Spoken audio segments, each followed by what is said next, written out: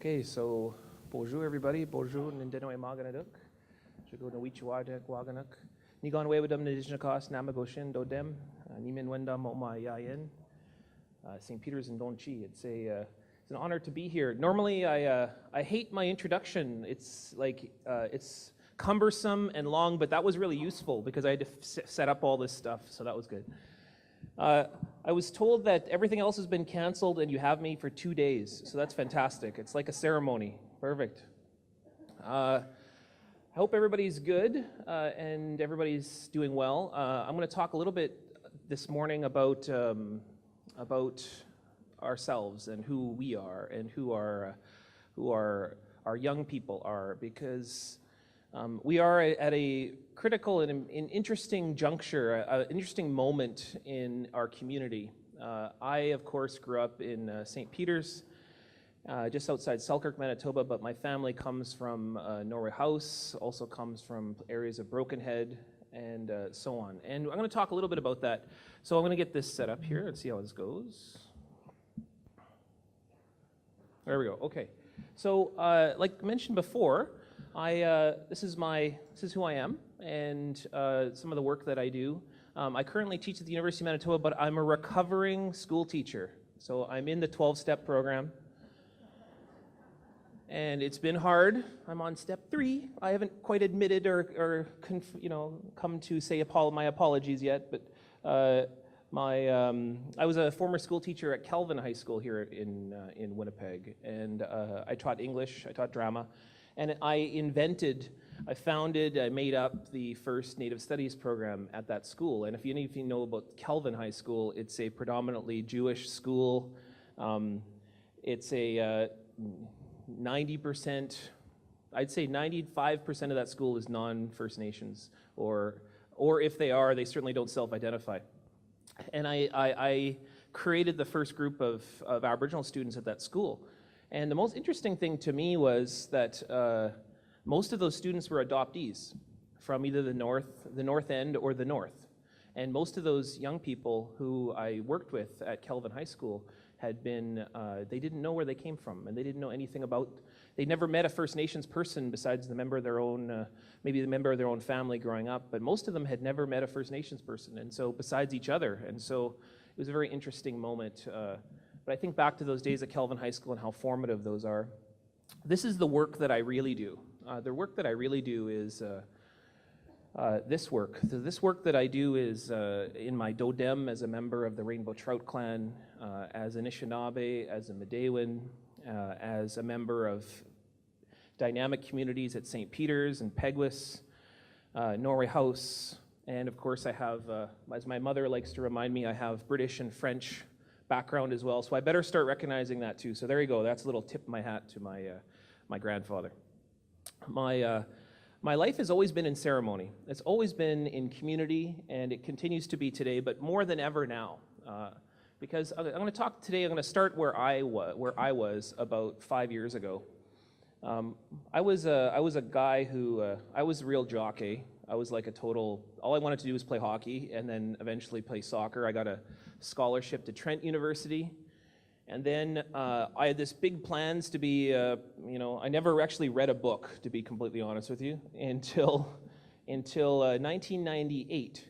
And what happened in 1998 was I was on the soccer team at Trent University, and I shattered my leg in a game against the University of Toronto. This huge guy, 480 pounds, he had one eye in the center of his forehead. Okay, he was like 150 and short guy, but anyways, he slid across the field and shattered my leg in half, this leg right here. And I was in a cast for 6 months. And for the very first time, I couldn't use sports to delay my education. Now, I had done well at that point. I've gotten through, through high school, through university, but I'd never really ever done very well. I never really committed to my education. I never really did any work. I mostly got by just a lot of talking or making up stuff as I went along. And this moment made me realize that I had to work at things, and I had to read, and I read books, and I started to research, and I started to explore the history of not only myself, but of my country and my community. And many, many years later, I discovered the history of what had happened at St. Peter's. And if any of you know what happened at St. Peter's, which now resulted in Peguis First Nation, we were forcibly and illegally removed in a moment of ethnic cleansing in this province through an instance of violence, removed literally through an unjust and illegal vote by later gunpoint. We were harassed, and my family, like many people from Peguis, they were forced to walk from St. Peter's, which from Selkirk to what's now Peguis, of course, in the Interlake. But my family stayed behind. We were one of 5 families that stayed behind. And we were harassed by police daily. We were, many of us in that community were arrested, and people like the Sutherlands and the Stevensons and the Sinclairs and so on.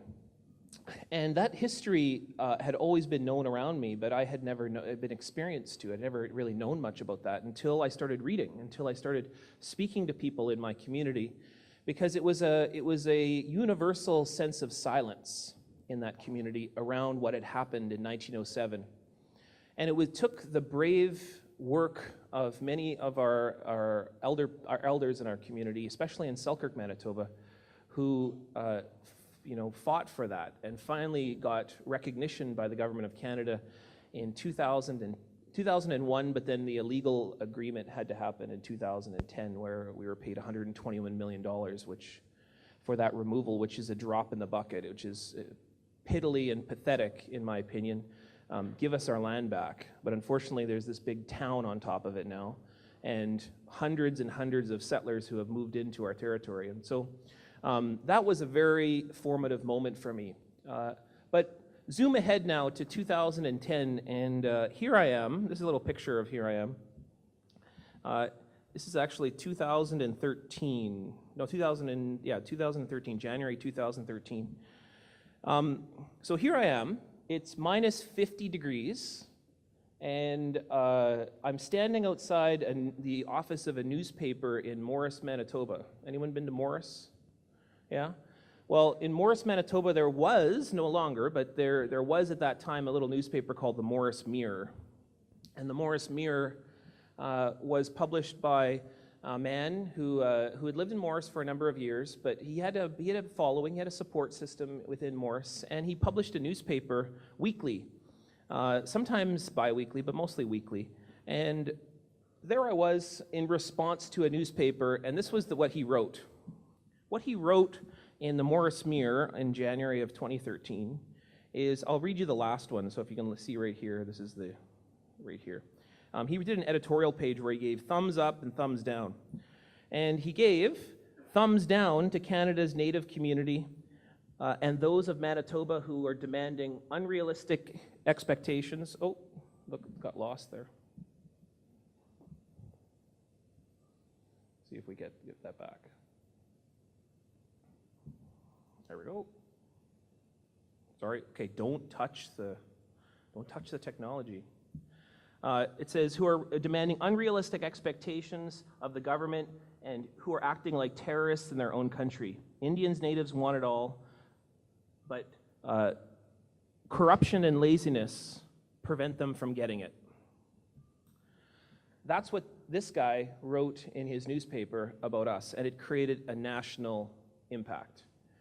Newspapers in Toronto picked it up, newspapers in Ottawa picked it up, newspapers all across the country picked it up, and he refused to apologize, and he stood in Morris, Manitoba. Ironically, the town named after the Lieutenant Governor of Manitoba, who negotiated Treaties 3, 4, 5, 6, and 7, and renegotiated Treaty 1 and 2. The man who was literally standing on territory that was negotiated by a man, that was a town named after a man who had negotiated a treaty, was calling us corrupt, lazy, and terrorists in our own country. Now, I do a lot of speaking, and I often ask audiences, I go, how would it feel to be called a terrorist? And what does that happen? What does people think about you when you're a terrorist? And one of the communities that I speak to pretty regularly is the Islamic community. And so once I asked them, I said, you guys bet you don't know what it feels like to feel like being called a terrorist. They're like, yeah, we do. And so to be called a terrorist is to infer that we are invested in violence.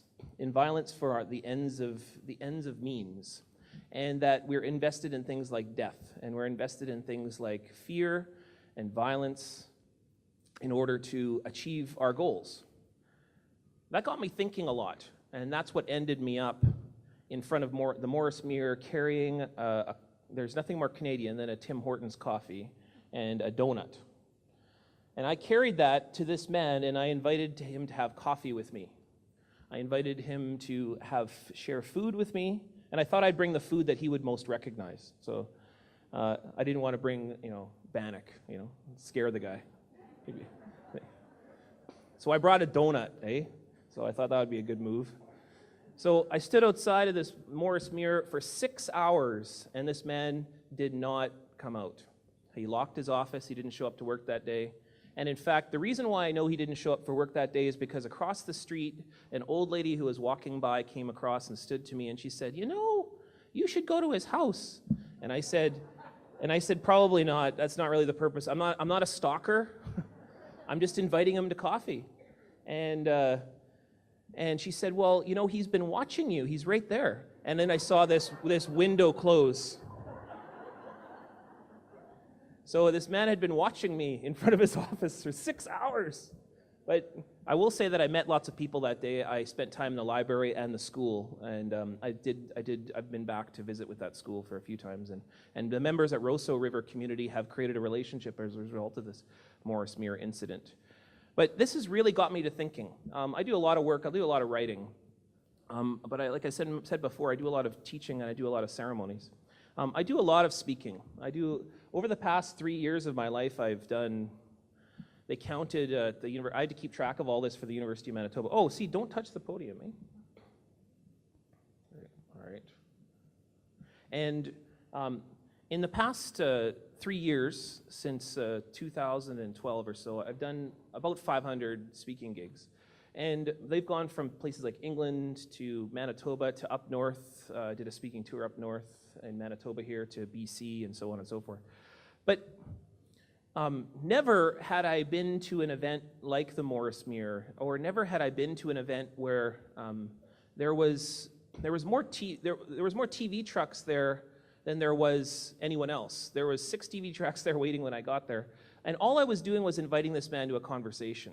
And I wondered to myself, what is it about a conversation, or what is it about inviting this man to dialogue that interested people so much? And it was, without fail, because the TV crews expected a fight. They expected me to slug him. They expected me to smash a window. And they expected me to do something that would be TV worthy, that they could put on the 6 o'clock news. And that something that I would do to this man, and to be honest, I had no idea what I was going to say to him, except for, do you know what Morris means? That was how I was going to start this. And I was going to say, do you know the history of Alexander Morris? Do you know who that is? And I did that. I read that, by the way, the year that I broke my leg. What I wanted to really ask him is, I wanted to ask him, how are we going to create a community for this girl, for this little girl? This is my daughter. My daughter is incredibly formative for me and incredibly influential. And as many of us who are parents, we do everything for our children. We do everything with the idea of what can we do to make their life a better place. Nobody is going to call her a terrorist, and I'm going to let somebody get away with that. Nobody is going to call her corrupt. Nobody is going to call her lazy, and I'm going to let somebody get away with that. But the TV crews wanted me, and the old lady, by the way, probably wanted me too to go to his house and punch him in the face. And part of me wanted that. Part of me wanted that. But what would that create for my young daughter, whose name is Niigaan or Sarah? I had to do something that was very important for me, that I learned in ceremony growing up, but I learned most particularly through my father and through my family. I had to give them a gift. Now, in our language, Bagjiagin or Bagajigan, depending on where you stand in Anishinaabe country, is the notion of an offering. It's what you bring to a feast. It's what you bring to a gathering.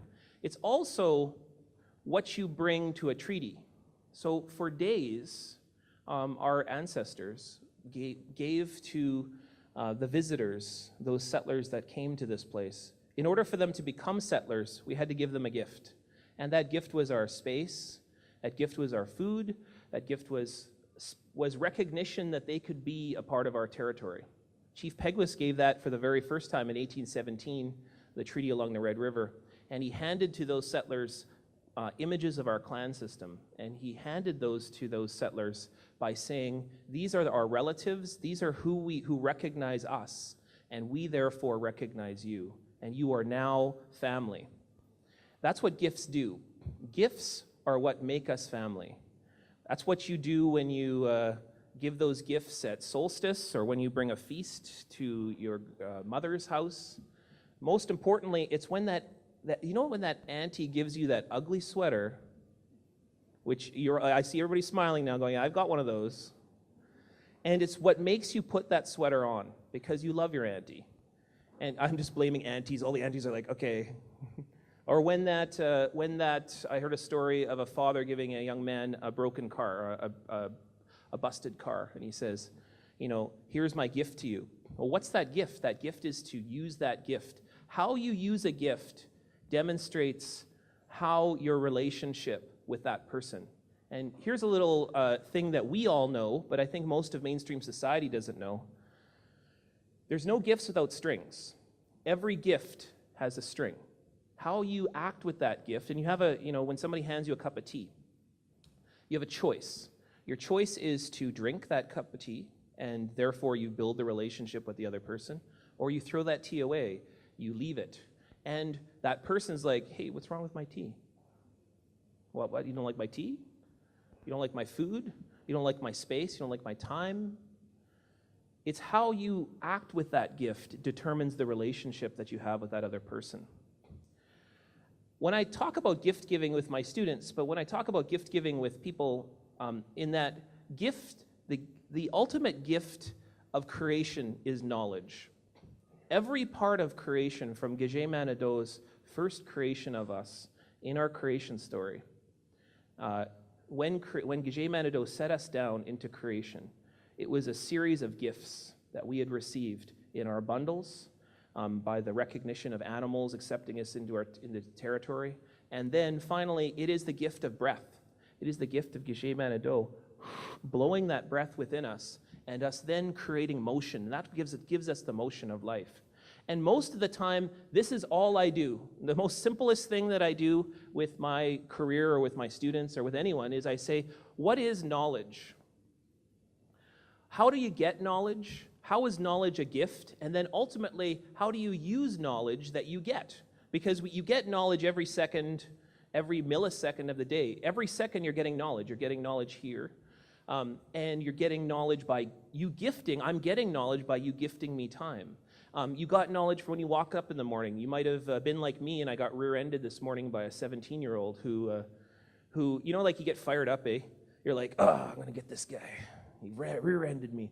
And I came out of the car, and it was a young Jaganash guy, young non-native guy, all dressed up to the nines. He had a suit on and everything like that, and he was crying. He was bawling.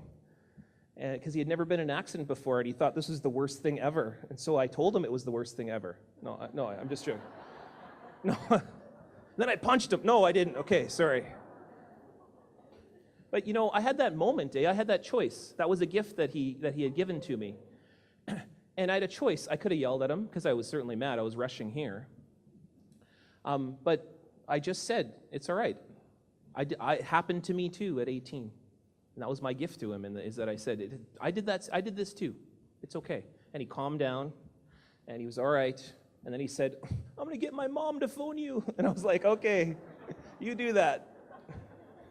And then he drove to the St. Paul's private school or something like that. And I was like, all right, buddy. But much of my work is around knowledge. For me, that was a moment of knowledge, as well as every moment. When you see that sunrise ceremony, that's why that sunrise ceremony is so important, is why you face that sun, eh? Why you face that sun, because that sun is giving you that knowledge. And that's why you face anyone when they're gifting you that gift. You don't receive a gift by this way. You receive a gift by accepting it fully and completely, and you recognize that relationship. And that's why you face that sun, because if we don't, that teaching is around that sun, and that song around that sun is that the sun might not come tomorrow if we don't face that. The sun might not be giving those gifts. And so I ask, what is the knowledge? Now, here's the problem. I work in a university. I also work with people all across the place. We are conditioned, and your students have been conditioned, perhaps not by yourself, but by society, to think that knowledge is this. This is the only place that valuable knowledge is found. This is the only place that you find things like facts and figures, and you go find a job later. And in university, this is the only currency of knowledge. It's the only way anybody can gain any sort of cred. In fact, at the end, you're expected to put something in this place. So you're expected to, for me, when you get a doctorate, to become a professor, you have to write something that goes in this place. And you use those little squiggly lines, those little squiggly images on those paper. But the problem is that this is only, I wouldn't even call it 1% of knowledge in the world. This is so minute in terms of, it's so reductive. This is where knowledge is truly found. Knowledge is truly found in the world around us by looking around. And most of us say to our kids, look around, like, go outside. I say to my daughter, she's 8 now, I say, you got to go outside and, go play outside and see the world and things like that.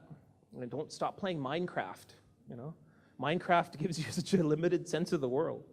But it doesn't that it gives it nothing, but it gives you certainly something. But I think that for me, we are conditioned to think that this is the only knowledge now.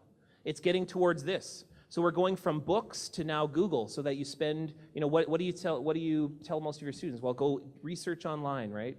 Most of my students do all online research now. In fact, none of them go to the library anymore, it's like we're further moving away from actually going out of our house now.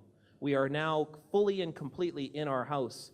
When our knowledge is in these places, it's in our ceremonies, it's with elders. And so if you can see down here, this is Basil Johnston, great Ojibwe storyteller who is now 90, I think he's almost 90. And he doesn't travel much anymore, but if you get a chance to spend time with him, he's incredible, and our elders and our storytellers. And then, of course, our images, our stories. Most of the time I spend, and I can see that it's a bit cut off, I teach about this painting almost everywhere I go, and I'm still learning a lot from it. I'm still learning a lot from Daphne Ojig's creation of the world that she made in Manitoba to honor the Manitoba Centennial. But if you know anything about the painting, it's more like a big, you better grow up, Manitoba. You better stop being so violent, Manitoba, is what this image is all about. And then, of course, I put this up here because I'm going to talk about Manitoba, and I'm going to talk about what exists on our territory. This, for me, is the most important knowledge that's found in our home. And every student should have an opportunity to read these, to experience these. And these are the Petra Forms of Manitowopi and in the whiteshell. And if you spend time with these Petra Forms, of course, you'd know, I'm sure there's many people who spend time with these Petra Forms, but everything you need to know about life is in these writings. Everything you need to know about how to make a relationship with another person in a small space, also called a treaty, is by looking at snakes. And that's what that writing is about. If you go to Narcisse snake pits in both seasonal times, you can learn everything you need to know about how to get along with another person. You can also learn about how snakes, when fighting, consume one another. They literally eat one another. And that can teach you a lot about going home one day if you have a person you're living with. If you have a 15-year-old, you know exactly what I'm talking about with people who fight and then eat each other. Because if you go home and you yell at your 15-year-old, they'll yell right back. And pretty soon you're yelling all day. Just like snakes, and eventually you're so consumed with anger, one of you disappears. And that's called the murder missing Aboriginal women issue. Because the murder missing Aboriginal issue comes from our ostracization or our removal of those young women who feel not comfortable in those spaces and then often end up in other spaces, sometimes forcibly, most times forcibly so. Everything you need to know about living in this home, how to have a mortgage, for example, or how to do research, to go to university. And many of our young people who leave their homes and they come they end up in my class. I have a class of 175 students at the University of Manitoba, and actually I'm supposed to be teaching them right now, so I canceled class for this morning. But they come from your communities. They come from up north, and they end up in my class. And what I say to them is everything you need to know about how to live in this place, Winnipeg, just look to the Mi'kmaq or the Mijikan, the turtles, because the turtles can tell you everything about migration. They can also tell you about how to make a new home and how to take that home, that home place that you had, and bring that home to this new place. But yet, it's very hard, and you need to protect yourself. You need to protect yourself in this place. And that's why that shell is so valuable, too. And at the same time, remember that failing a class is not the end of the world. Sometimes slow and steadiness wins the race. Or, I also say, is by looking on the back of that turtle, you can think about how you may feel alone now. You may feel isolated now, but you will eventually return home. Those 13 months will go by quickly.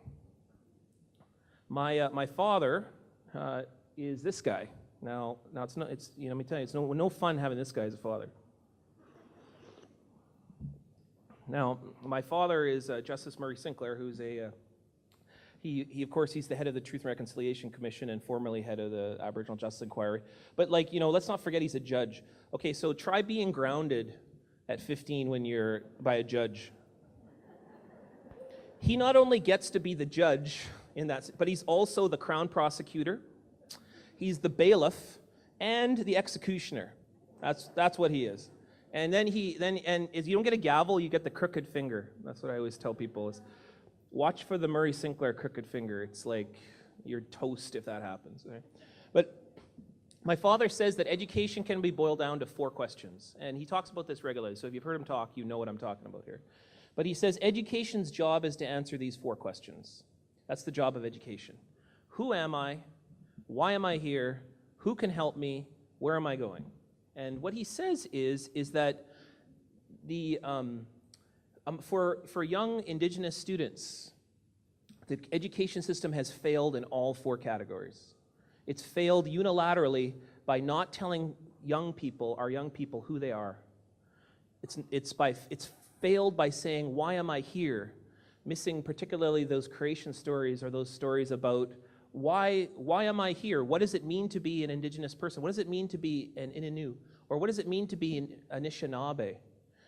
And then who can help me? And what's often, especially when it comes to our residential school system, our long residential school system, we were taught that the last people you go to are your family. And the last people you go to are your elders and your community and your language speakers. And we still much carry that.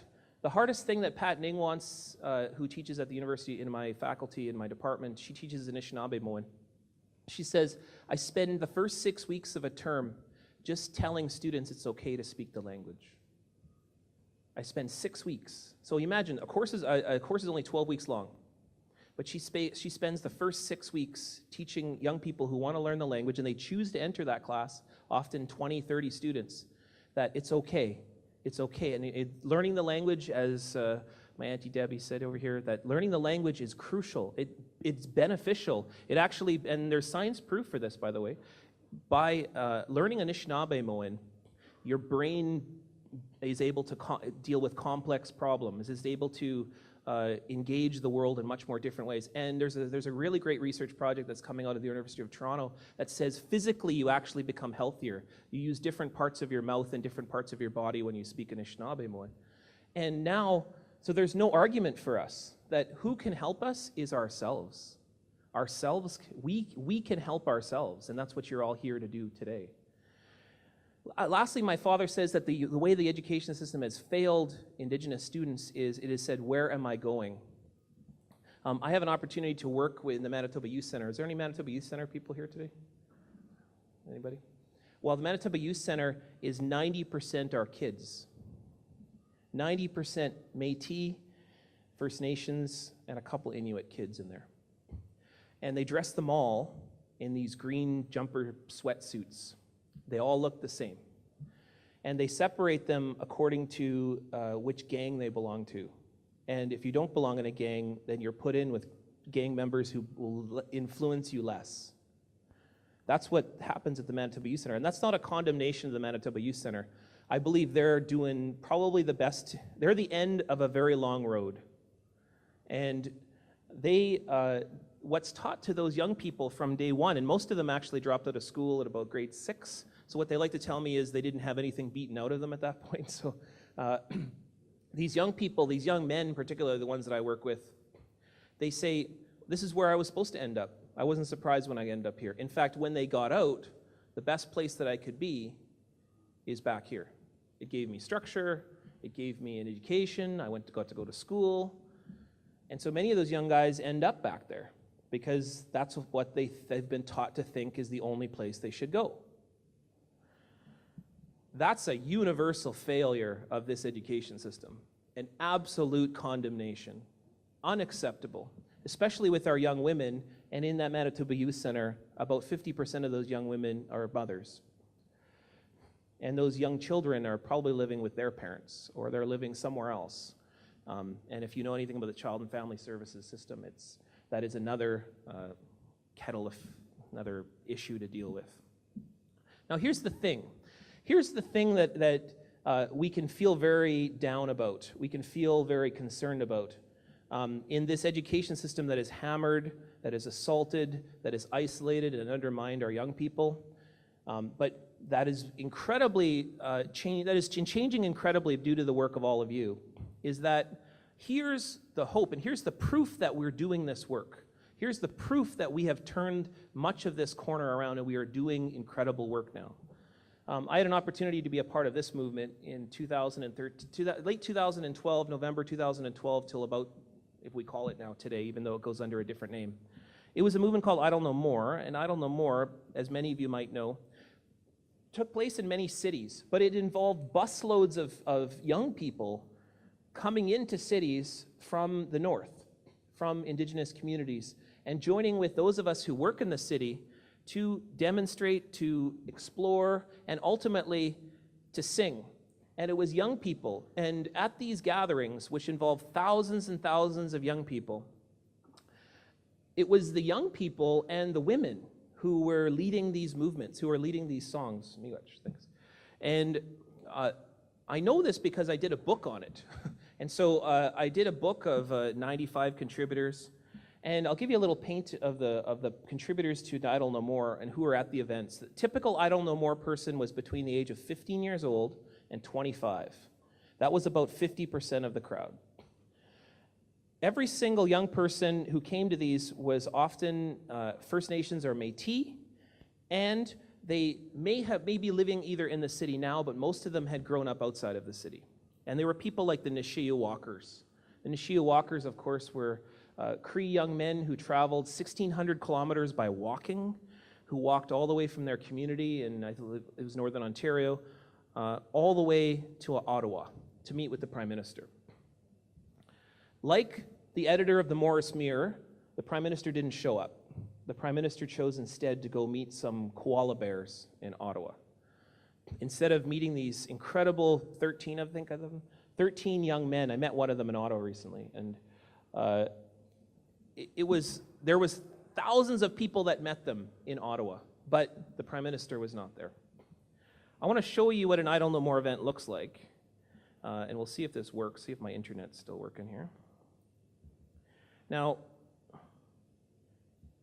most of you who had attended, if you hadn't attended, oh, sorry, actually, you know what? I've got this pulled up already. There we go. This was the event that we organized at in Polo Park on December 17th, I think. December 17th. This is published about a couple days after at Polo Park Mall.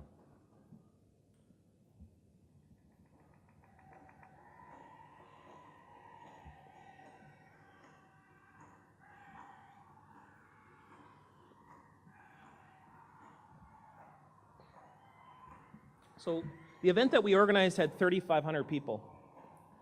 I'd say about 40% of that crowd, 40 to 50% were non-Aboriginal people. The rest were Aboriginal people. Métis, Inuit, First Nations. And by the way, right here, they closed the Santa Castle down, which was supposed to be going on at that time.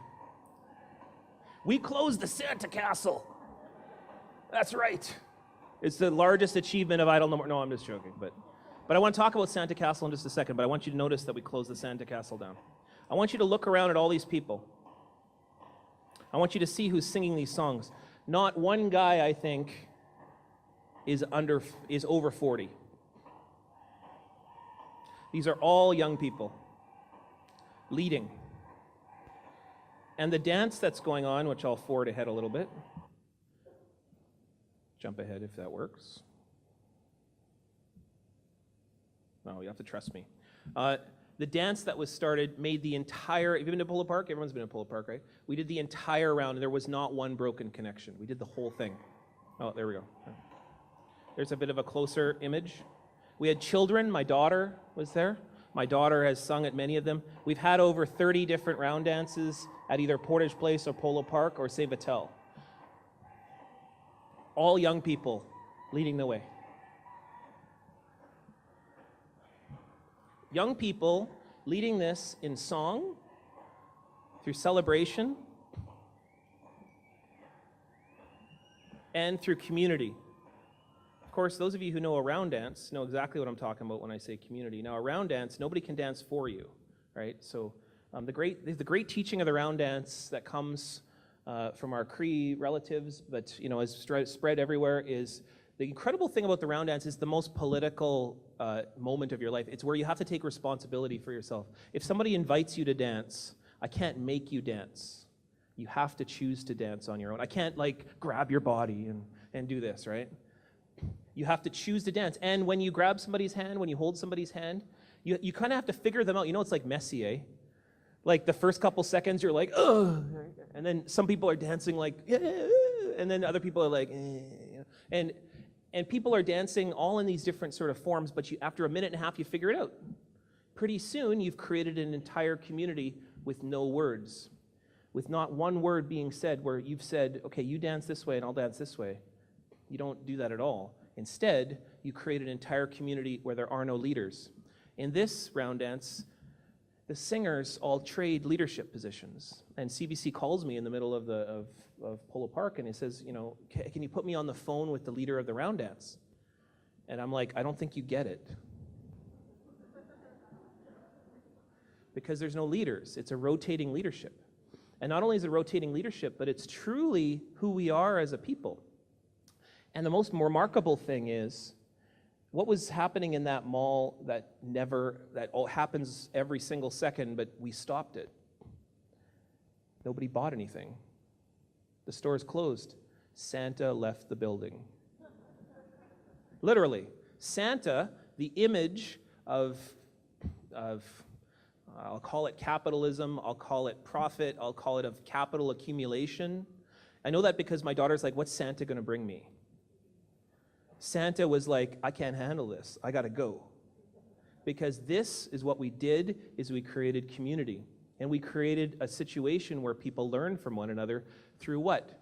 Not through violence, not through profit, not through resource exploitation, which is the epitome of a mall. The mall is the epitome of resource exploitation. You can never not stop buying.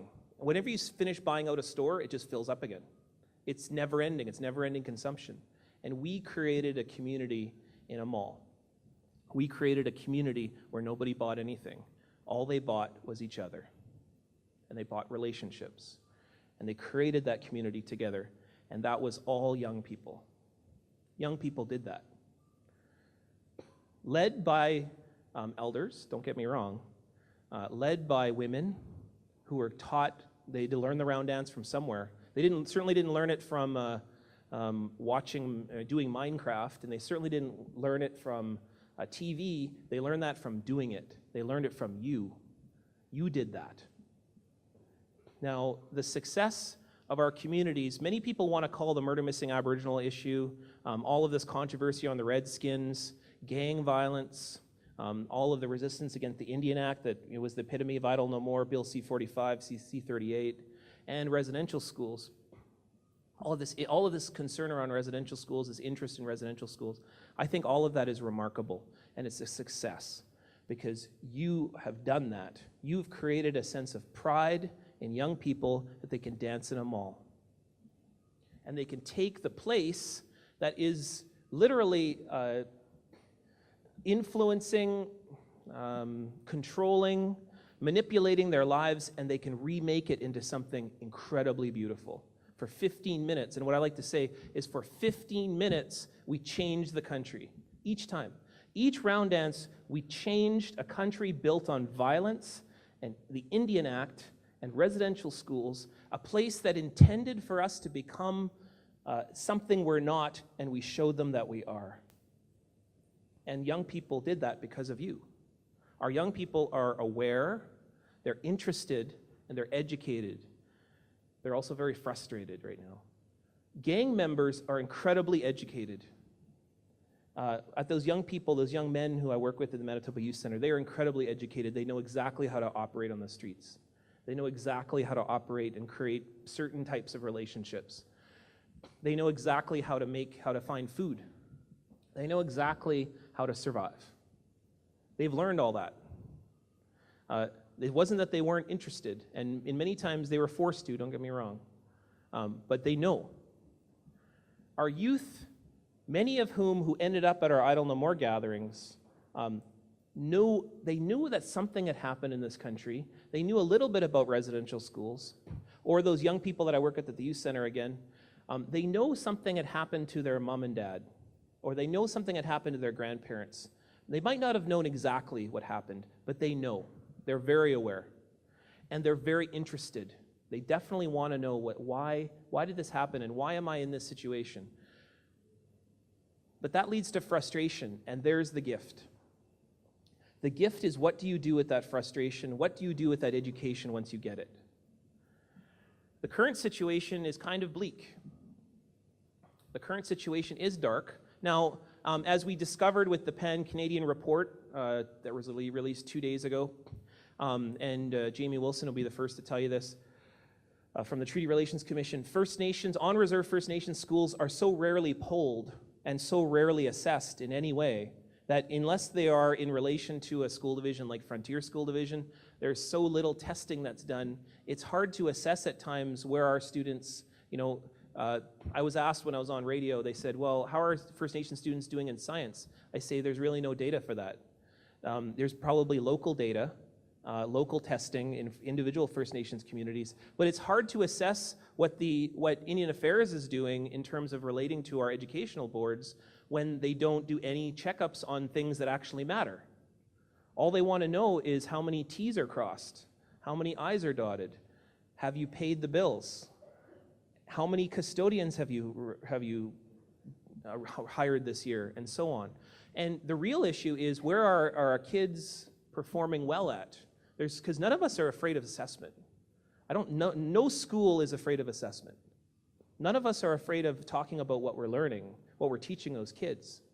Instead, I think we're afraid of more administration and being more tied down to filling out more paperwork so that it stops us from doing the real work that we're doing. I think to that On the Land program at Helen Betty Osborne School in Norway House, where they take those young people on that trip on the water, and they take them and they teach them medicines and they teach them how to skin a hide. All of those are incredibly valuable scientific techniques where they will learn science in more ways than any in-lab chemistry project will ever teach you. Yet, there's no way to assess that, or if there is a way to assess it, we inevitably fail. For why? Because of that book knowledge that I talked about right earlier. It's hard to put skinning a moose on a piece of paper and into a library. Why? Because it's actually living. It's actually life. Now this takes me back to the Morris Mirror now, right? So here I am. I see this editorial written in about how we're corrupt and we're lazy and we're terrorists in our own country, and I really want to slug this guy. So I stand outside of his office for 6 hours, and I wait there, and I wait, and I wait. And in fact, the woman from the subway, who's right beside the Morris Mirror starts giving me coffee because she saw that my coffee was cold, and she's like, if he shows up, just come, I'll give you coffee. And I was like, great, that's great. And I'm thinking about my daughter, and I'm thinking about how this is really for her. And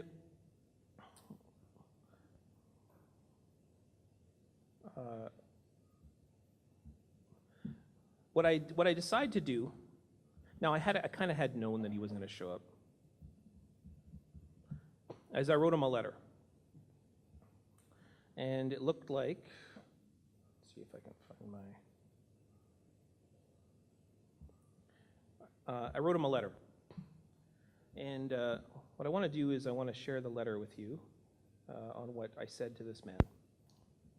Because this letter that I wrote, I said, I want to give you something. A gift, a story maybe, a piece of our home. I offer this in the way I would bring food to a feast if you or your family organized that sort of thing and invited my family and I to enjoy all we had brought. This is perhaps an unlikely vision, but I offer it nonetheless. I give this so that you might know a little about the land where you and I reside. The earth, the water, and the wind have seen far more than you and I are, and will be here far after we have gone. They have witnessed far better than us. I also give this as a rejection for what is past as communication in our home, a cacophony of anonymous internet commentaries with name-calling and tired, predictable stereotypes based on little more than a passing glance, in editorials rich in generalizations and lacking in accuracy. I give this so that we might find a way to live together meaningfully in the vision established by the agreement that made this place. This is a treaty that, while never fulfilled, promises mutual benefit, non-interference, and peace. These are words promised by the man who your town is named after, Alexander Morris. As Morris and those who oversaw the formation and delivery of Treaty 1 remind us, the vision of this agreement is a map marked with signposts of honesty, bravery, and patience, and listening. We now have to trust that these are still there, even if the brush has grown over them. I give this to ask you to consider what could make a human being come to be seen as lazy and corrupt. I ask you whether these trails are some inherent savage deficiency or the product of a constant barrage of words driven by the belief that second-rate, dying cultures exist. That these words became laws that locked people into unsustainable areas, made it impossible to make a living, and threw them in jail if they resisted. I ask you to think about those who promised much during treaty time and then supplied their friends with handfuls of welfare, told them how to run their community, and then finally removed their children and put them into schools where they were physically and emotionally abused. These children learned that they were inferior and how important it was to destroy the languages and cultures they came from. Many resisted but were left with the gap of years away from their parents and communities. Returning home, if any did, there were understandable feelings of confusion and disjunction. I ask you to think about how, at the same time and in schools nearby, Canadian children learned the same curriculum and that they were superior. These children were taught the same words as what other children endured. They were abused too. I ask how you or your children might have turned out if any of this had happened to you. Now call them lazy and corrupt. Human beings are obviously more than this. I give this to you to honor a grandfather who fought for this country, lying about his age so he didn't have to return to residential school, and was injured, never to be healed again. I give this to recall how the government he fought for abandoned him and told him he was no longer an Indian, how he was left completely on his own to struggle with alcohol and disability, with children to feed and bills to pay. I have no doubt that for Grandpa, the vision of the treaty that promised him much was a blurry sight. It was probably made invisible when he lost the only woman he truly loved to illness, and his first son was killed by Canadians who were never punished. I give this to you to ask whether dependency is more about those dependent or those who created the system of dependence. I ask where most questions need to be asked, to those who benefit incredibly through privilege and exploitation, or to those who trust promises and endure more about repairing the imbalance.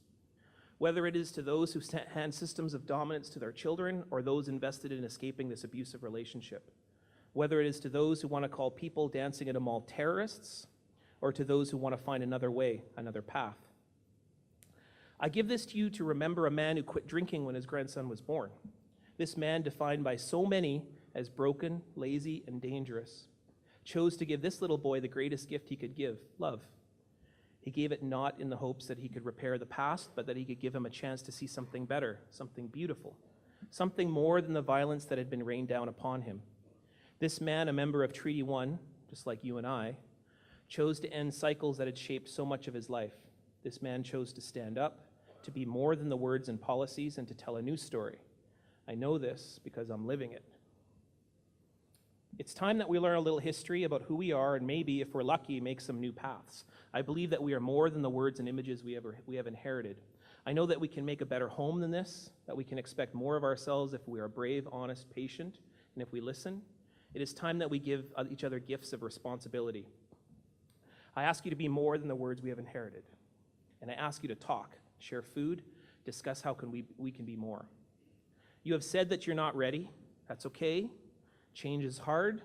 I am ready, and I will wait for you. Our home is too important. So the Free Press decided to publish that letter, and it's now going to appear in a book by John Ralston Saul, who's a national writer and so on and so forth. But the point of that event is to show that through patience and love and generosity, we can, in the face of violence and in our teachings, we can change the world. That young people are changing the world, and we're changing the world through words.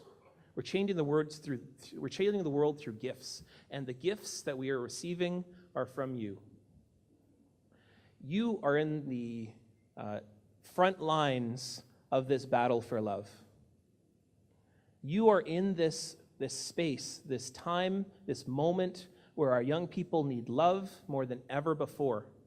There are young people who just finished this week dragging the red, looking for our sisters, our aunties, our mothers. This is led by young people. Young people did this. Young people led by the families, but they did this. There are young people who demanded that the federal government release documents that they had promised to release in the apology to us, to our survivors. Young people did a national day of prayer. 55,000 people joined in that, organized by myself and 6 other people. 55,000 young people, as well as many other community members from all walks of faith, joined in 14 national events.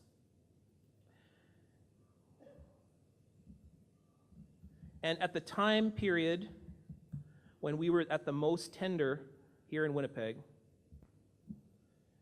at the Tina Fontaine Vigil, where our young sister was found in the Red River, at the time when we could have been the most angry, the most upset, when one of our youngest and our brightest in our future had an opportunity taken away from her, and is endemic of 1,200 other murdered and missing Aboriginal women in this country.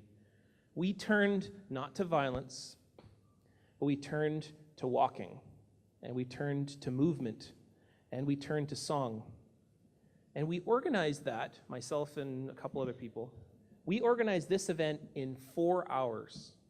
I organized this event with 2,000 people, with the families, with a couple other of us, in 4 hours because of Idle No More, because of social media, because of all the people that I've met in the past 2.5 years, mostly people who are interested, active, and all of whom are young people under the age of 40 who went to places that you taught them.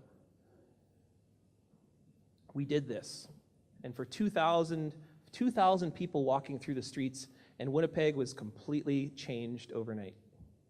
Now, the entire country is interested in murder missing Indigenous women because of this incredible sacrifice, because of this horrendous moment. But I think that because of what we did that night, we changed the country. We moved the country in a direction. We moved them into discussing this issue. And now a national inquiry, which wasn't even on the radar, is now a debatable issue. It may or may not happen with this government, but I believe that the momentum is there. People are there. Finally, I want to show you one other thing that we did this summer. I happen to, not only be influenced by my father, but also my mother, who is, I have 2 mothers. One of them organized this walk, Catherine Sinclair. And in the summertime, about a year and a half before this, she had this idea Lake Winnipeg is the most polluted lake in North America, and I don't have to tell you that. There's a reason why Lake Winnipeg is the most polluted lake in North America, and it's because of 4 reasons, really. One is that we have the most amount of farming pollution, but we continue to struggle with it, mostly involving pig fertilizer that is runoff that runs into the water and then flows into Lake Winnipeg. We also have 36 fracking projects and an oil sands project happening in Alberta, which enters the riverways and ends up in Manitoba. We are a part of the Lake Winnipeg watershed, so everything flows here from, I can show you more if you're interested in that. And the other thing that elders will tell you, there's more water flowing here than ever before, because if you ever had a Christmas tree, if you ever had a real Christmas tree, and you know how much water that sucks up, when you've cut down all of the trees from here to the Dakotas, no water can be sucked up. The water just flows. And where does it flow to? Into a Lake Winnipeg that is completely dammed throughout the north. And building there's plans for 6 other dams. And so the Nelson River is completely jammed up and the water all sits there like a soup. And as a result, the algae is choking the life out of Lake Winnipeg. Not only giving us swimmer's itch, but killing the fish, making the gills grow backwards. And so my mother decided to do a walk around Lake Winnipeg. Like many women who honor that water, who carry that water, she did this. She had this vision. She fasted for all of these different events. And here was the path. Started in Norway House. And those of you who are from here know when you walked along that route, there was a really remarkable support that was created along that entire journey. My sister was it was a whole family event. Now, here's the thing about the Sinclair family. We never get together ever. Apparently not until it's an activism thing, and then apparently we get together. But so we never get together except for holidays. And so here's my sister walking, carrying this vessel. Now the rule with the vessel was it can't stop moving once it starts. Once it starts that day, and the women have to carry that. But the men, when the men were there, they were to carry the eagle staff. And here are the three of the walkers right here, and they did incredible work. They walked over 1,000 kilometers, which was supposed to take 5 weeks, and ended up taking 4. And they ended up in Manicotagan, going all the way around. Now, I tell you this because I want you to look at all of the people that they met along the way. And if you were one of those persons, I say you're awesome. Look at all these people. These are all people who carried the water. And when I say carried the water, they didn't just carry the water by carrying the water. They also fed us on our journey. They also spent time with us. They told us stories.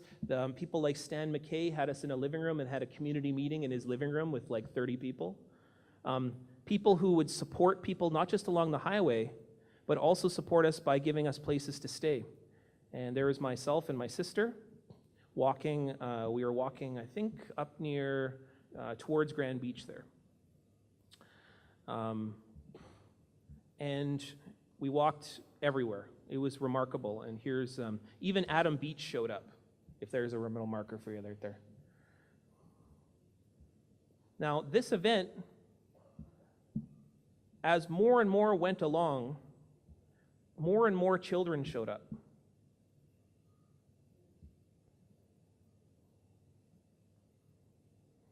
More and more young people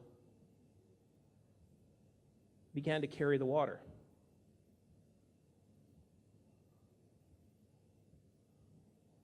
And when they did that, more and more people began to show up.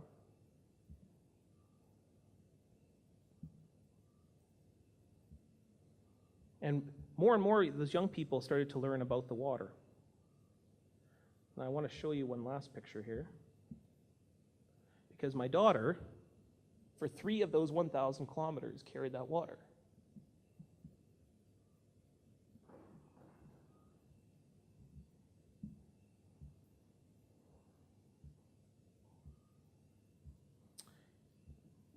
And she, like many people, had been taught to read the world and to do something about it. She'd been taught to take what she'd know, which at times was taught to her not by me, but by women, by teachers, by her Métis school teacher, who taught her about how you need to turn the tap off when you leave the bathroom, to her grandfather, her mushum, who taught her about how water falls from the sky and is a gift from those thunderbirds, to even those her friends who did a project on water pollution in school, that science project. But she did that all because she was taught those things. She was gifted those things, and what she did with that knowledge was through peace and generosity and through bravery, she carried that water for 3 kilometers out of 1,000. And next summer she plans to, like typical things in my family, they have to do it again. So she plans to carry it again this summer. My daughter is changing the world, and she's changing the world with movement and with steps. Nobody can tell her that she's corrupt and she's lazy, because she defeats that at every walk of the way. And if this is terrorism, then I guess I'm a terrorist. With that, I say miigwech, everybody, and that was a great.